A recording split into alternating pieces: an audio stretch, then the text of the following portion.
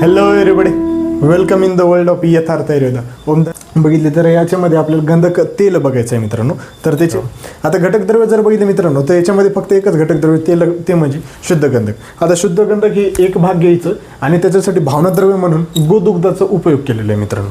आता याच्यामध्ये जर केमिकल कंपोजिशन जर बघितले मित्रांनो, तर याच्यामध्ये मुख्यत्वे करून सल्फरच केमिकल कंपोजिशन येते. आता याच्यानंतर याची नंतरची नेक्स्ट स्टेप येते ते म्हणजे निर्माण विधी. आता ही निर्माण विधी जर बघितली मित्रांनो, तर याच्यामध्ये सर्वप्रथम काय करायचं, गोदुग्धाला उकळायला लावायचं आणि हे उकळत असताना त्याच्यामध्ये गंधकाचे चूर्ण करायचं आणि गंधकाचे चूर्ण हे त्या गोदुग्ध उकळत असताना त्यामध्ये टाकायचं.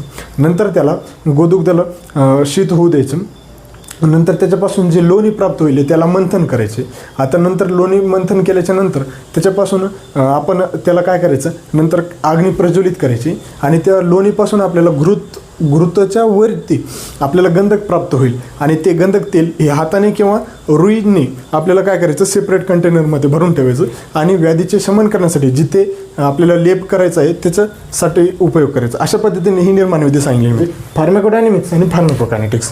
आता फार्माकोडायनॅमिक्स हे आयुर्वेदिक पार्ट जर बघितलं मित्रांनो, तर रसवीर्य विभाग येणार. याच्यामध्ये प्रामुख्याने एकच घटकद्रव्य असल्यामुळे याच्यामध्ये गंधकाचाच रसवीर्य विभाग विचार करायचा. आता याच्यामध्ये मधुर रस येणार, कटू हे विपाक येणार आणि उष्ण हे वीर्य येणार. अशा पद्धतीने हे शुद्ध गंधकाचे रसवीर्य विपाक सांगितलेले. त्याच्यानंतर नेक्स्ट स्टेप येते ते म्हणजे फार्माकोडायनॅमिक्स. आता हे मॉडर्ननुसार तुम्हाला माहिती आहे. आता गंधक म्हणलं तर अँटी फंगल, अँटीबॅक्टेरियल आणि अँटी इन्फ्लॅमेटरी येणार. त्याच्यानंतर नेक्स्ट स्टेप सांगितलेली ते म्हणजे फार्माकोकायनेटिक्स. आता फार्माकोकायनेटिक्स हे म्हणजे कसं ठेवायचं लक्षात, ADME ए नो. तर याचा आमायिक प्रयोग आपल्याला थेरपॅटिक युजेस जर बघितले तर कुष्ठहर आणि विसर्पहर असं सांगितलेलं आहे.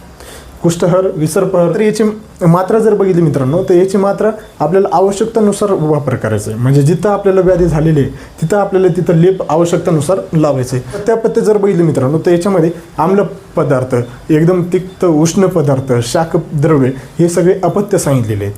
त्याच्यानंतर सेवनकाल जर बघितलं मित्रांनो, हे आवश्यकतेनुसार आपल्याला 2-3 वेळा. त्याच्यानंतर रिसर्च अपडेट, शेवटचं पॉईंट. आता याच्यामध्ये काय केलेलं आहे, हे गंधकादी तेलामध्ये आपल्याला विविध प्रकारचे कंटेंट्स पाहायला मिळतात. तर त्याच्यामध्ये विविध different types of fatty acids येतात. कॅप्रोइक ॲसिड येते, लॉरिक ॲसिड्स येते, ओलिक ॲसिड्स येतात, विविध प्रमाणात. आता याच्यामध्ये रिसर्च अपडेट याच्यामध्ये पामा, दॅट इज त्यालाच मॉडर्नमध्ये स्केबीज म्हणतात. आता हे चिल्ड्रनमध्ये 30 पेशंट्स स्केबीजचे बघितले त्यांनी. तर हेचं 7 दिवस त्यांनी या लेपाचा उपयोग केला, गंधक तेलाचा, आणि त्यांनी त्या व्याधीचे शमन करण्यासाठी उपयोग होता असे नंतर निश्चितीकरण केले. नक्कीच लाईक करा आणि शेअर करा. Thank you very much.